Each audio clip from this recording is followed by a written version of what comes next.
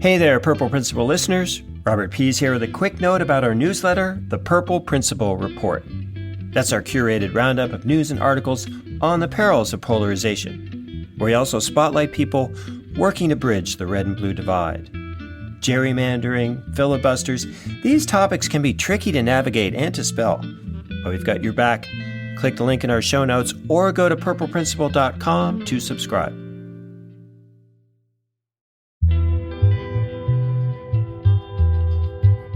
So jobs, the economy, and education, if you're not talking about that with Latino voters, you're losing.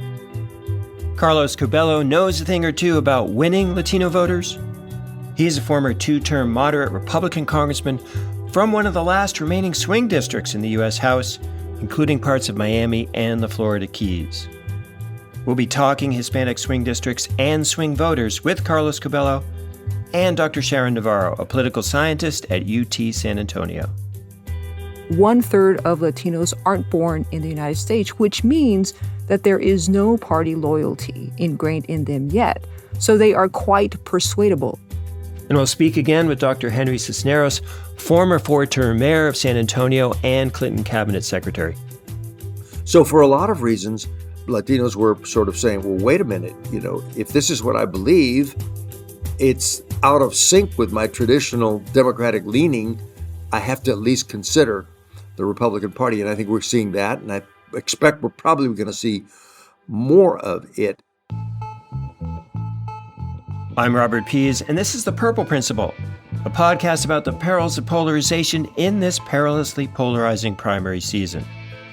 There was so much in the news about the unexpected shift of some Hispanic voters in the 2020 election. President Trump. Trump increased his share of the Latino vote by around 8 percentage points between 2016 and 2020. It was the biggest swing of any racial or ethnic group. And it's being reported again in this 2022 midterm election. This is very much a story for this midterm. If that Hispanic vote comes up for grabs between the two parties, it's a huge shift potentially in American politics. A lot of factors to weigh with regard to Hispanic voters, including country of origin or descent. Sure, there's common language and cultural factors at work, but Mexico is clearly not Venezuela, which in turn is not Argentina, which is very much not at all Cuba when it comes to political culture, exposure, and the effect on recent American immigrants from those nations. Let's start off with Carlos Curbelo himself, a second-generation Cuban American, with regard to changes in that South Florida community, which echo similar trends from around the nation. So for a long time, Cuban Americans had started distributing more normally on the political curve. So if you go back to the 80s and 90s, Cuban Americans were very reliable Republican voters. Some people believe George W. Bush got as much as 80% of the Cuban American vote in the 2000 election, and then very high numbers again in 2004. But yeah, after that, younger Cuban Americans started skewing a little more towards the center and to the left. But we did see a big snapback in 2020 with the Cuban American community and other Hispanic communities here in South Florida supporting Donald Trump pretty heavily. And a lot of people attribute that to the Democratic Party's shift to the left and the prominence of figures like Bernie Sanders and Alexandria Ocasio-Cortez, leaders who identify with socialist movements, which is a bad word here in South Florida for a lot of Latino communities. Yeah, and that's understandable given that context there, so thank you for that. But what about the trends with younger Latinos who are maybe becoming more active voters as they get older? It really does look for now that Republicans are gaining a lot. Regrettably, our politics have become a massive culture war here in recent years.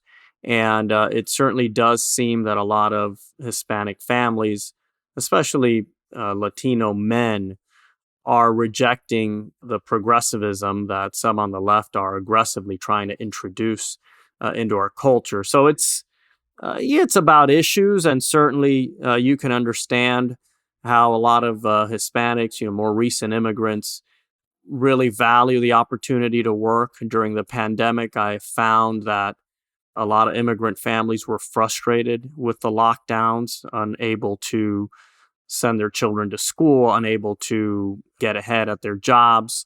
So there's an issue advantage for Republicans on some issues, but I'd say more than anything, it's the culture wars for now that are attracting a lot of Latino families to the Republican Party. Yes, but what about the idea many Latinos aren't comfortable with either major party? If, for example, they're both pro-life and pro-social justice, do you have the feeling in your district and the wider community many Hispanics are kind of natural independents?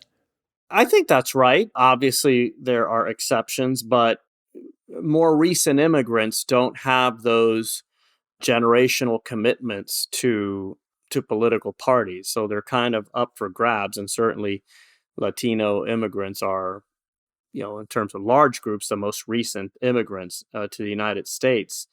I think Latino voters need to be met where they're at. What do they care about? Obviously, if you've come to this country recently in the last 10, 20, 30 years, you probably came here because you wanted to work. You wanted to get a good job so that you could make money for your family and then get your kids a good education. And I think Republicans have been smart at trying to meet Hispanics where they're at. Democrats in more recent years have tried to meet Hispanics where they would like them to be. So, you're Hispanic? Well, the number one issue for you must be immigration because, it's an important issue and it's a social justice issue. And this is what you need to care about. Well, sure, a lot. I care about immigration. A lot of Latinos do. But, it's understandable that for probably most Latinos, taking care of their families, making sure they have good jobs, housing, education are probably more important to them than immigration. I'll give you another example. It's, again, more cultural, but progressives in this country have determined that the Spanish language is insufficient and lacking and actually insensitive. So we can no longer call people Latinos or Latinas, even though, of course, in Spanish, when you say Latino, it refers to everyone. It is not gender specific. But progressives think that's wrong and that Hispanics or Latinos should refer to themselves as Latinx. Only 3% of Hispanics in our country identify as Latinx, and most people don't even know what the hell that is. So, I actually don't give advice to either political party these days, but if Democrats want some advice on, reversing some of these losses they've seen recently in Hispanic communities, I'd say be more respectful. Meet people where they're at. Don't lecture people. Don't tell me, what I have to call myself. That's a great point. We'd also like to get your comment on a clip from a previous guest, Dr. Jeff Cabaservice. He's the author of one of the best histories of the modern Republican Party, Rule and Ruin. Here's how he explains some of the shift in Hispanic voters just after the 2020 election. But, the hypothesis certainly is that in, let's say, majority-minority Hispanic districts like those in South Florida, that tying Democrats to the self-professed socialism of Alexandria Ocasio-Cortez and Bernie Sanders was, in fact, important in moving a lot of voters there. Because these are people who either fled from socialist regimes in Central and South America, or they have parents or other relatives who did that. And maybe even the tearing down of statues across the country made them think of the kind of socialist revolutions that they had seen or at least had heard about. Again, that's the historian, Dr. Jeff Cabaservice. We're curious if you felt or observed or discussed that kind of association in your district or throughout Florida in general, which has certainly been an important swing state in the past, and maybe it could be again. He's exactly right. Look, people come to this country, from Latin America at least. I can't tell you about everyone else because I'm not an expert, but my family came from Latin America, and most of my friends' families came from Latin America. So I'll bestow expert status on myself for this. People came to this country and come to this country seeking stability. Okay? They are coming from places that have witnessed political revolutions, most from the left. They are coming from places where there's no law and order, where gangs run the streets. I mean, this is the case in Central America for sure. So imagine you come here and you're living in this country, and you've been here for 10 years and you've been able to, rebuild your life. And then someone comes and starts introducing, and look, we need to be fair, okay? No one, AOC, Bernie Sanders, they're not calling for a socialist dictatorship or anything like that here, but they express sympathies for these governments. They speak at least forgivingly about Nicolas Maduro in Venezuela and the Castros in Cuba and Ortega in Nicaragua. And then, sure, they are introducing some elements of what people fled from. As expected, President Nicolas Maduro's party has won parliamentary elections in Venezuela, consolidating his grip on power. But Castro continued to hold a tight grip on his people through restrictions on free speech and free press. He quieted the opposition with imprisonment. Nicaragua has become a police state. And for these relatives of opposition politicians who've been detained, the crackdown is complete.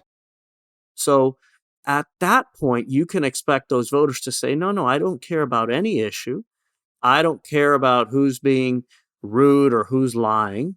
I just need to do whatever I can to prevent what happened in my country from happening here in my new country. So if that means electing Donald Trump, who has lied and insulted people and been a bad example for my children and disrespectful, well, at least he's against those other people. And you can diminish that kind of thinking. You can call it ignorant, but this is the reality for many people. They lost everything in their countries. They are traumatized. They want to be safe. They want to continue having the opportunity to work.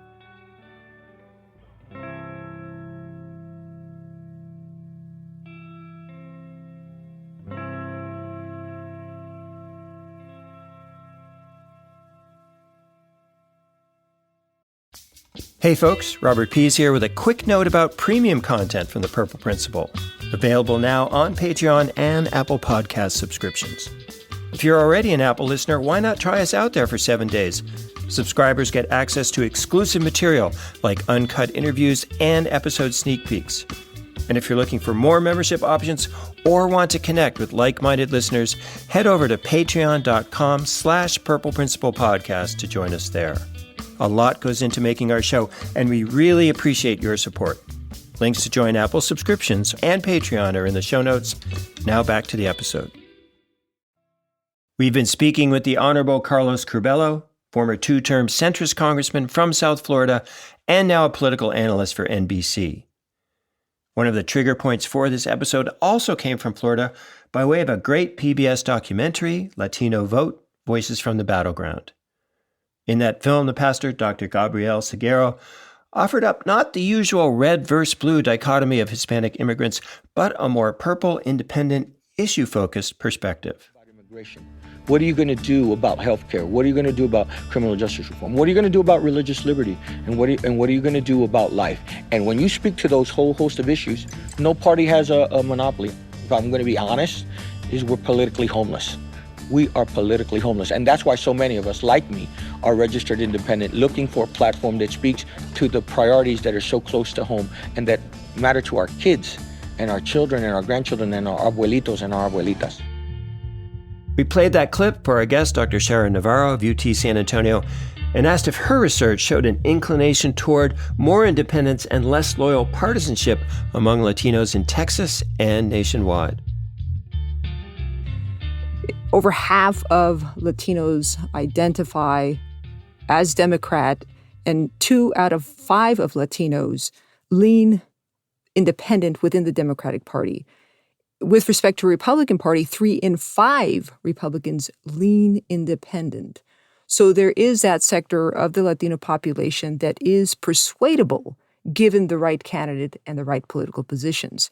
If we look at the younger generation of Latinos, 1/3 of Latinos aren't born in the United States, which means that there is no party loyalty ingrained in them yet. So they are persuadable. I would not say that they are homeless.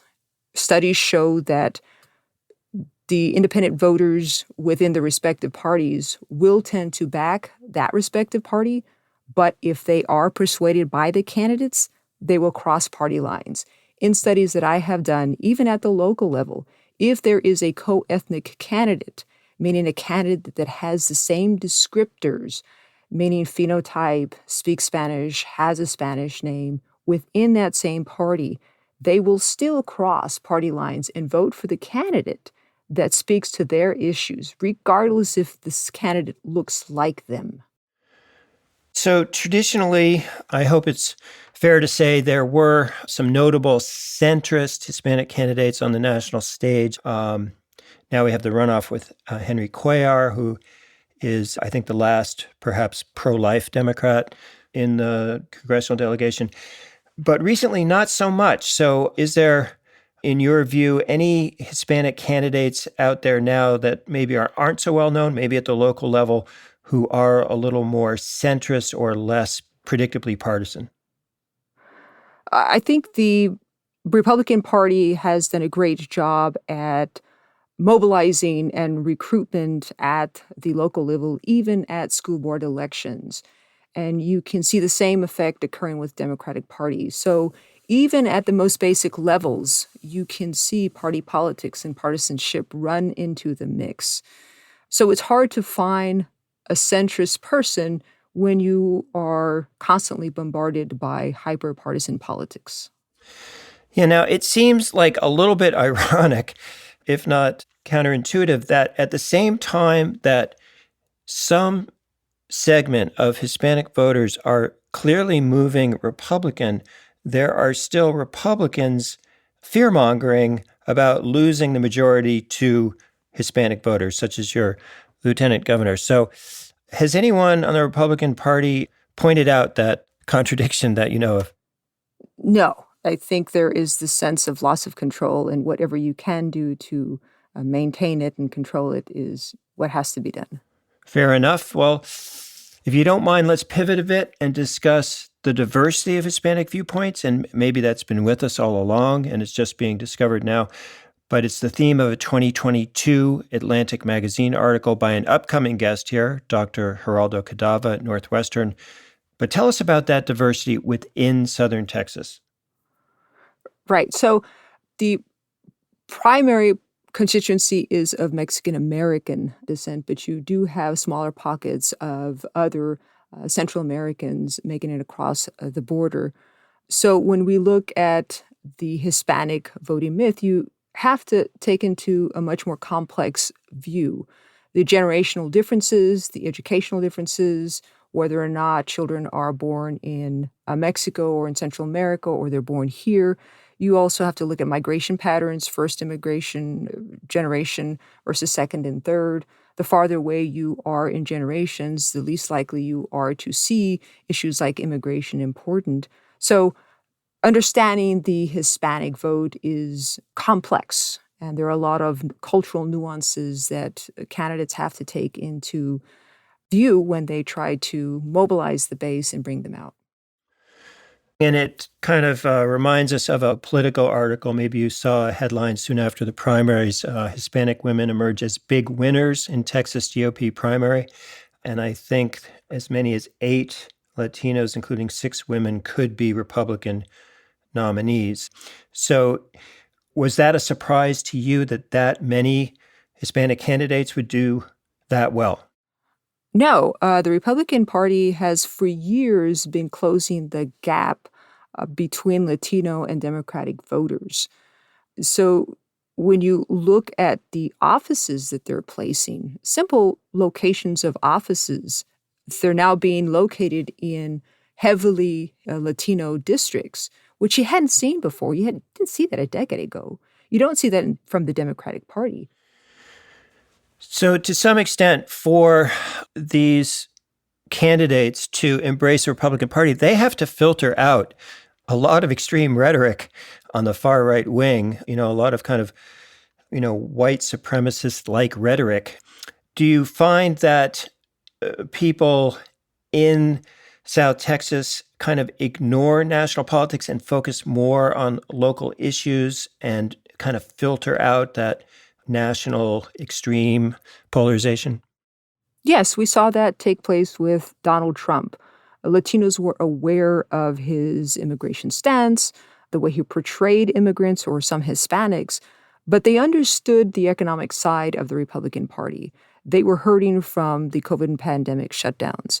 And when you talk about Latinos in South Texas, Rio Grande Valley, along the Texas-Mexico border, the federal government is one of the largest recruiters in that area. A lot of Latinos are employed by Border Patrol, customs agents. And so when you hear the opposite political party talk about abolishing the Border Patrol, you're talking about their livelihoods. Inevitably, Latinos have a husband, a brother, uncle, a grandson that is employed in law enforcement. And to them, that is an everyday reality. So the Republican Party, aside from all their extreme rhetoric, talks about the bread and butter issues that matter more to Latinos. And they're able to filter through those types of discussions. Bread and butter issues at a time of high inflation, a war in Europe, and continuing COVID concerns. Those bread and butter issues remain crucial to capturing swing voters nationwide, Hispanics among them. Dr. Henry Cisneros has been a major player and insightful observer of politics for decades. I asked him the same questions about the natural independence of Hispanic voters in the current election cycle, and also whether economic concerns are now threatening their traditional ties to the Democratic Party. Well, traditionally in Texas, up to about 75 to 80% of Hispanics have thought of themselves as Democrats. And principally, it has been driven by the aspirational dimension of Latino politics, which is people want to advance, and Democrats have been the party that have been supportive of improvements in education, bilingual education, scholarships and financing for education, job training, the opportunity to create affirmative action type programs that open the door within the workplace, small business programs, and a range of things that are on this aspirational track, this ladder, if you will, of upward mobility. Republicans, in many instances, have opposed those things, and therefore Latinos have traditionally gravitated to the Democratic Party. We have seen that begin to break down, and I suspect it will break down even further. In the last election, some of the poorest areas of Texas, which had been the bluest areas of Texas, were actually carried by President Trump in this last election. And the question is, well, why? Well, in part, many of them are evangelical, and that put them on a certain place with respect to the right to life versus choice questions. Also, they live in rural areas and they use guns. And they were really nervous about the Democratic positions, which seemed to be take away people's guns. We know that's not the case, but that's the way they were pitched and pursued.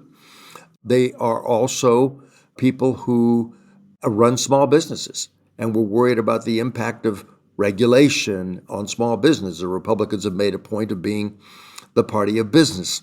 Now, politics is a marketplace of ideas. And when Democrats can figure out that things that might work from a left point of view in New York don't work in rural Texas, then they will make, accommodations on the spectrum of ideas that bring Latinos back. But if they don't, then they do risk losing some major portions of the population. So there's a lot of issues in play and a lot of things that Democrats ought to be aware of and not take this population for granted and begin to fashion the kind of a more centrist posture that can hold on to this population, even as we're focusing on the traditional things that have won Latinos. And that is a recognition that we ought to start with pre-K education and move right through the schools and develop the training and create the business opportunities and the contracting choices, et cetera, that make it possible for poor Latinos, to aspire to the middle class. That's always been the way we've distinguished ourselves, and I think the way we can going forward. Yeah, it's interesting you mention more centrist candidates. I'm not sure we've seen that in primaries so far in the recent Texas primary. Well, we have a primary right now in Texas that captures it, and that is the campaign between the incumbent, Henry Cuellar, and his opponent, a woman who shares my last name, no relation, named Jessica Cisneros.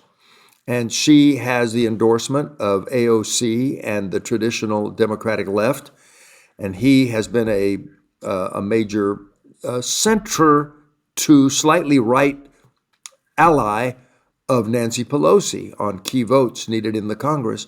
And they're in a runoff. They came within a few thousand votes of each other in the primary. So there's a classic kind of choice and indication of where the Latino community in the Democratic primary, at least, will be.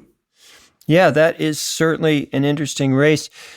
We've had a couple of guests speak to this kind of polarity that exists between rhetoric on the far left and on the far right, and the problem of far left rhetoric possibly alienating swing voters like many Hispanics. I do think that frequently we pursue some idea that's emerged from some academic or other place that assumes that everyone automatically has to adopt it because that defines whether we're left of center or not. And the world really doesn't work that way. So I think that progressives, people to the left, Democrats generally, would do well to try to put yourself in other people's shoes who are striving to create a better life for their families, who want the best possible education for their children in basic ways and in traditional ways with respect to views about the country and patriotism, for example, and who want to create the best working environment possible and make an income and buy a home. And that's still where the majority of America is. And if we can relate to those realities as a party, then we have something to say to people. But pursuing the latest cliche, the latest fashionable arguments, that probably isn't how you build a consensus, a broad-based party. Dr. Henry Cisneros there, former four-term mayor of San Antonio and former president of Univision, the largest Spanish-language media company in the U.S.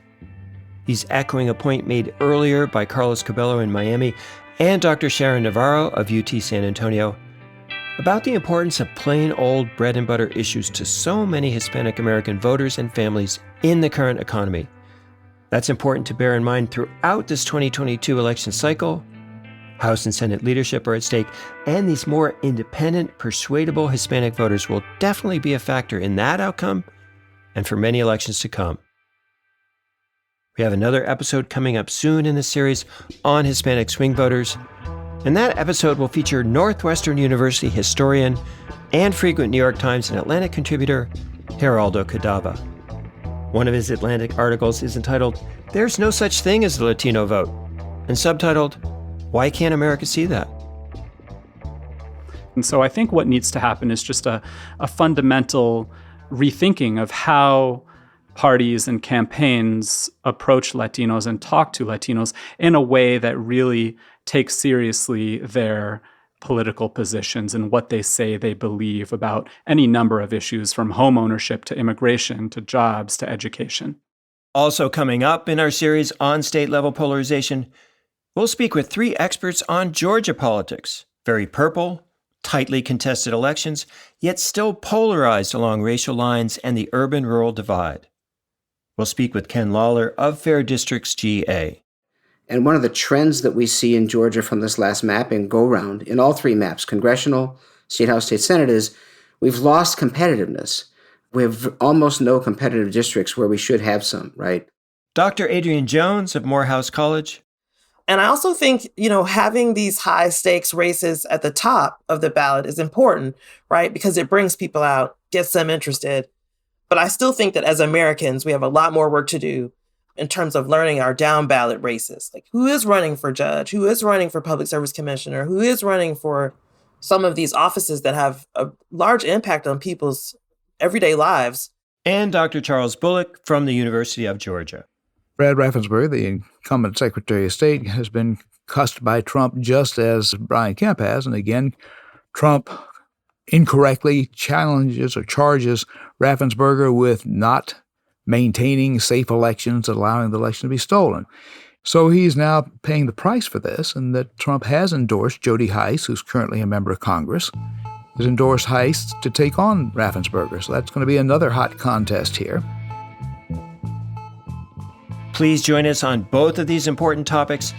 No state has been more pivotal in recent elections than Georgia, and no group has been more pivotal in recent elections than Hispanic swing voters. This is Robert Pease for the Purple Principle team.